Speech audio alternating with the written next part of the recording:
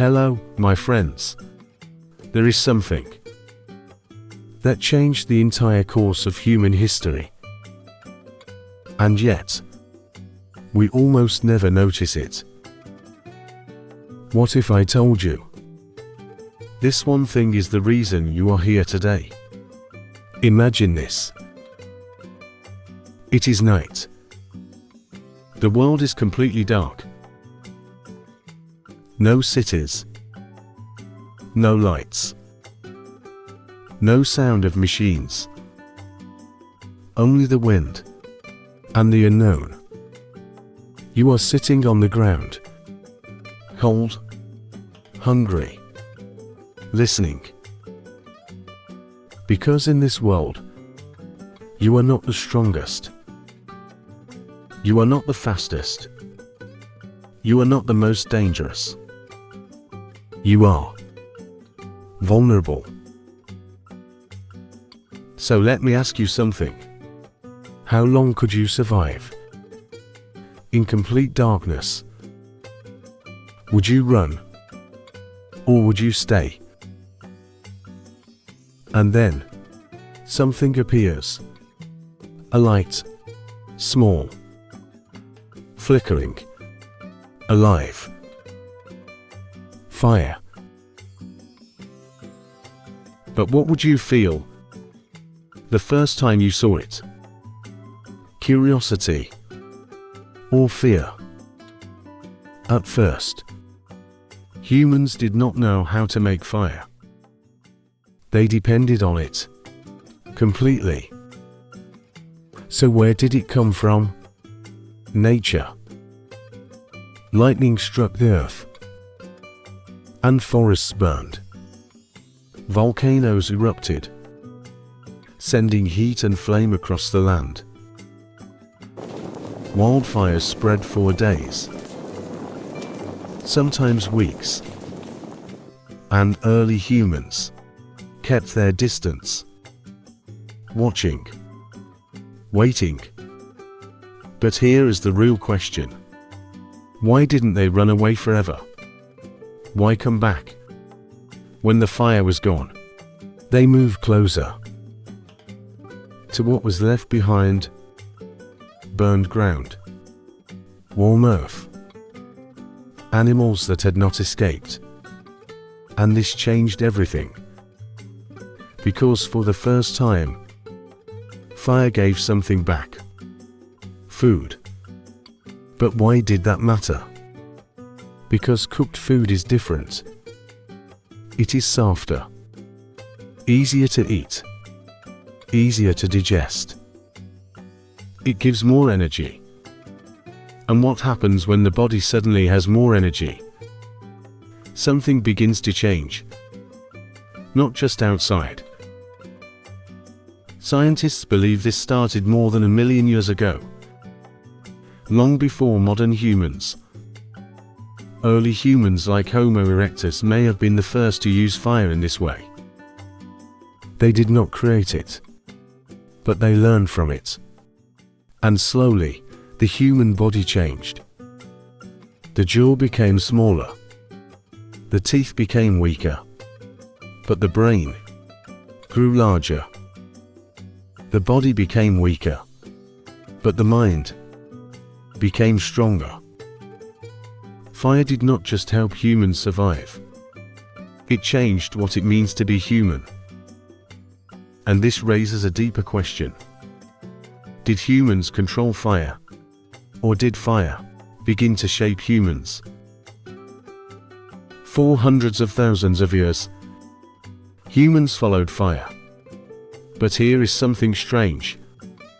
For thousands of years, humans did not control fire. Fire controlled them. It decided where they went, when they could eat, how they survived. So the real question is, who was learning from who? And then something changed again. Humans stopped just following fire. They began to keep it alive. But how do you keep something that wants to disappear? They protected it. Small flames, carefully watched. Day and night. They carried it from place to place. They built simple hearths. And for the first time, fire became part of everyday life. Not an accident, but a tool. And here is the next question. What happens when humans no longer depend on nature? They begin to change it. Before fire, humans lived like every other animal. They ate raw food. They slept when the sun disappeared. But fire broke that pattern. Now nights were different. Safer. Longer. But what do humans do when they are no longer afraid of the dark? They gather. They sit together. They talk. And something new begins. Stories. Ideas. Connection. Fire was no longer just survival. It became the center of human life. The first place where people truly came together. But was that enough?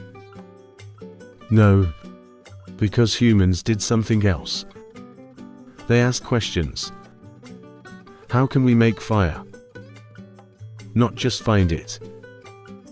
And eventually, they learned. By striking stones together. Creating sparks. By rubbing wood against wood. Building heat. Slowly. Until something invisible became visible.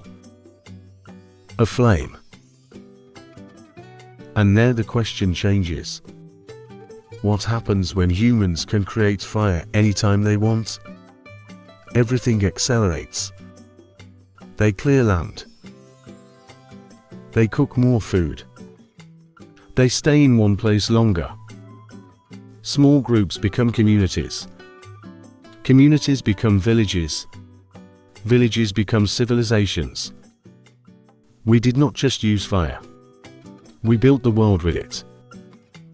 Every tool, every city, every empire began with a flame. But why was this so powerful?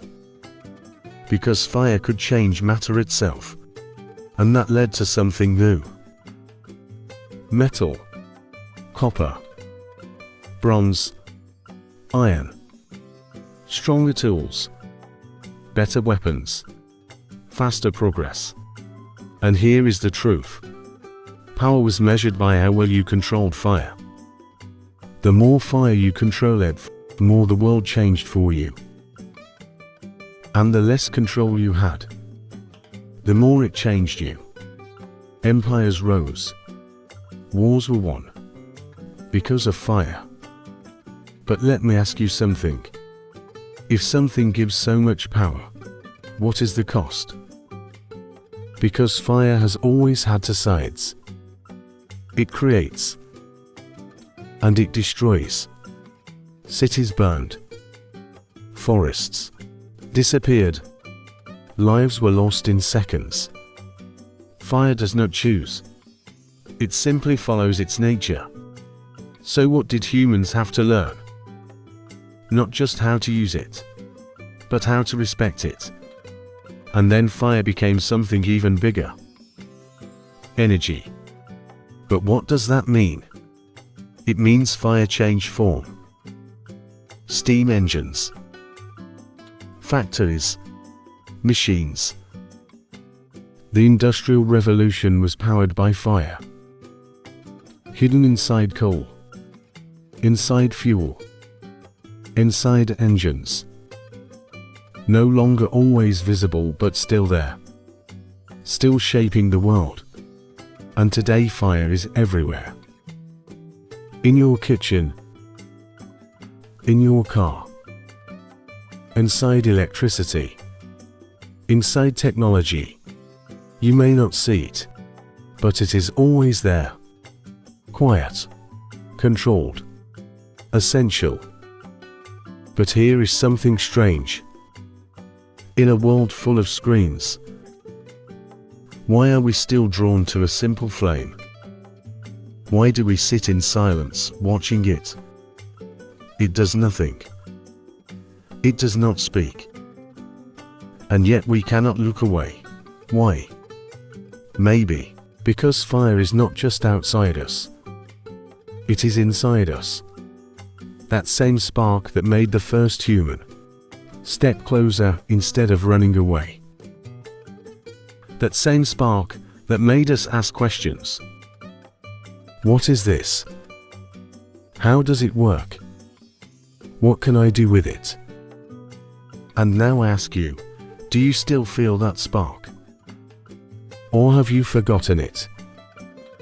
Because every time you feel curious, every time you want more, every time you refuse to stay the same, that is fire.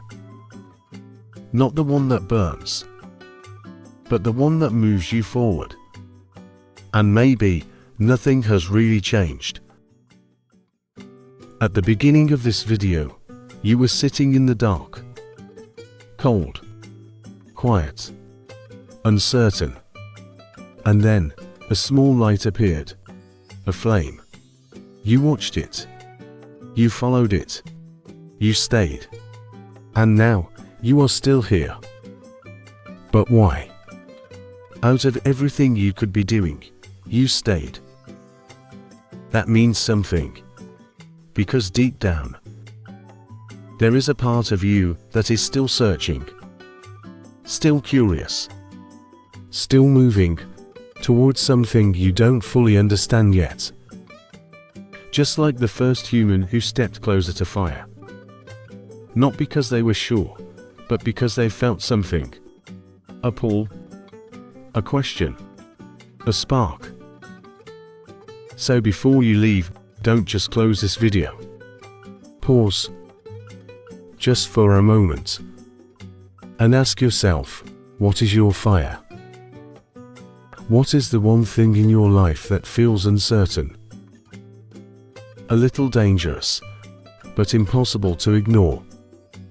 Most people will walk away, but a few will step closer. And those people change everything. So let me ask you one last question. Which one are you? Because this is not just a story about fire. It is a story about you. It is a story about you. And maybe this is not the end of a video. Maybe this is the beginning of something. A thought. A direction. A different way of seeing the world. Right here. Right now. And everything still begins the same way. With a single spark. Here, at English Spark. Where you don't just learn English. You learn to see.